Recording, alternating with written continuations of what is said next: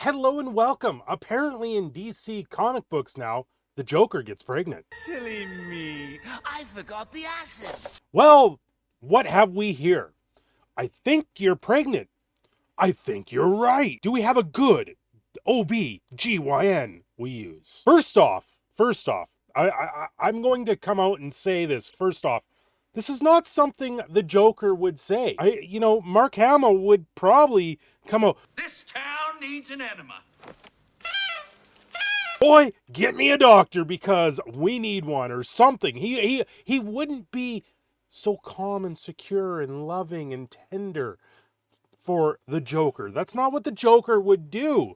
The Joker wouldn't be first off thinking he needs a GYN. I highly doubt that. It would be a scene where he would be a lot more lively and a lot more active instead of a lot more shocked. Almost like he would be a lot more animated, because that's what this is, right?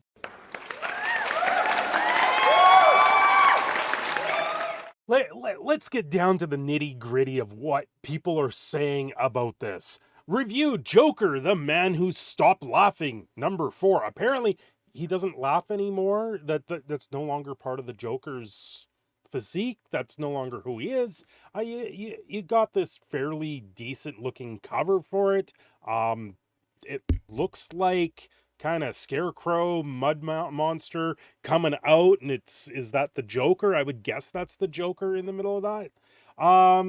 Joker, the man who stopped laughing, is one of the best examples of a comic moving forward that I've seen in quite a while.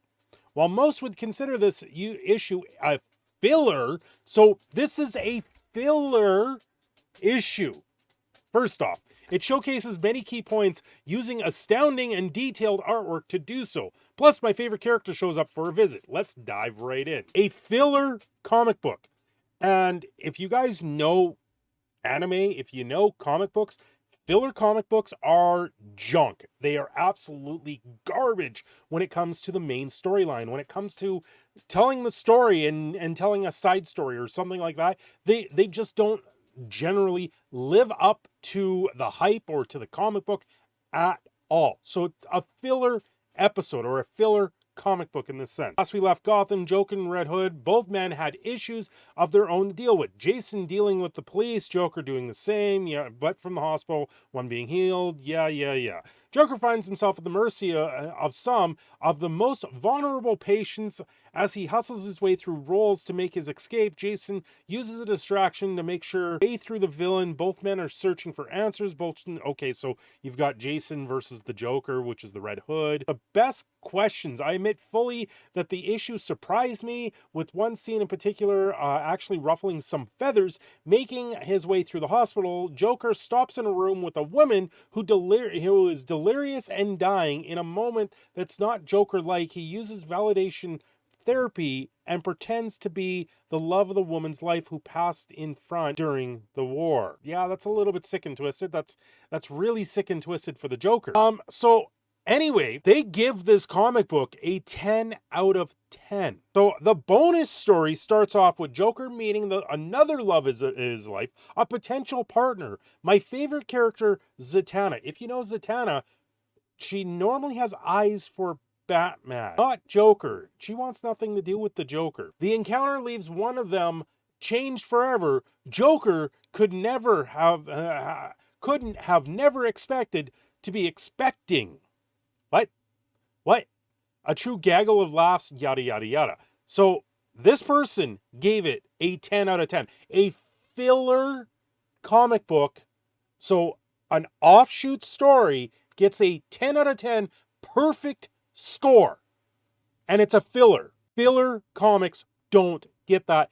Filler animes don't get that. They're generally boring. They generally get skimmed over very quickly by the reader and moved on. So why am I talking about the Joker being pregnant? Because actually, what happens in this comic book is Zatanna tells him off and casts a spell on him saying, you will never bear a child with anyone else but apparently himself. So Batman News, Joker, the man who stopped laughing review. Okay, Deep sigh. You know what I miss? The feeling that I picked up a comic and I might get a good story. Instead, I'm reading Joker, the man who stopped laughing. A book continues to struggle to meet the lowest of my expectations. The good news is the issue isn't nearly as confusing as the last one. They only focus on one Joker and one location. It's so much easier to follow. The bad news is it's very much a filler issue. Nothing new about the mystery of the story is revealed. The characters do not develop. The book is spent instead on watching various episodes unfold as the Joker tries to escape a hospital to avoid the cops. The Joker's comedy. I'm glad you've stopped crying. I was sad when I came to the hospital too. You know why? I broke my funny bone. Yeah, it's lame jokes. Like that's the joke. You like that about another? What's the difference between the race car and a dozen children? What? I don't have a race car to burn in my backyard. That's pretty dark. I gotta say, that's pretty dark. Rosenberg's voice for the Joker remains okay, but I think he struggles with the comedic aspects of the character. The slow comedic monologues with which he's been opening each issue are neither funny nor do they inform the story. They become very tiresome to me. Later in the book, there's an extension of a scene of the Joker trying to entertain some sick children. While part of that point is the Joker's violent jokes are only really funny to him, the whole sequence managed to turn me off. Well, that's what the Joker does. He turns you off from his type of comedy because he's not being more comedy. The Joker is a very dark person. The Joker works as charming villain because his darkly ironic sense of humor makes a reader laugh. And that's what it does. He will say things that are just out there and you laugh and go, that's completely absurd. And then it gets into the Red Hood, but we're focusing more on the Joker. The action in the comic comes in the scenes of the Red Hood. I have to say, it's snowy night. Sequences and movement of the Red Hood as he runs the fight are still very well drawn and colored. It's great to see a comic really use the weather and its shading to create a mood. So the stuff with the Red Hood sounded okay. We don't find out anything from the Joker other than he's convinced or that he's convinced that the other Joker isn't the real deal. We already knew that. We don't get anything from the Red Hood either. He says he's motivated to stop the Joker because the Joker killed him. Yeah, dude, that happened almost 40 years ago in the comics. Yep. The acid trip backup. The most interesting thing to talk about when it comes to the comic is not the main story, though. It's the backup. This is probably the worst story I've read in my time reviewing for Batman News. Once again, we find ourselves an homage to old-time comics. We find Joker in a dream sequence at the mercy of yet another female superhero he's become enamored with, Zatanna. I really don't get the running gag here. The Joker has never been defined as someone obsessed with chasing after women. No, not really. He's always trying to see his own beauty in things. Zatanna being a very beautiful, drawn character in the first place, and one that is a pinnacle of womanhood, is not exactly something that Joker goes towards. If you look at the Batman movie, he sprays acid on his the one woman that's in there. Why is she wearing a mask? Tell the lady why you wear the mask. Now, like me, she's a living work of art. To change her face to something that was more of his taste. So it doesn't really make sense for the Joker to always be chasing women because he doesn't do that. However, that's not what makes the comic insane. Joker wakes up from his dream to find that he's pregnant. I'll repeat, the Joker wakes up from the morning and discovers that he's pregnant. I didn't make that up.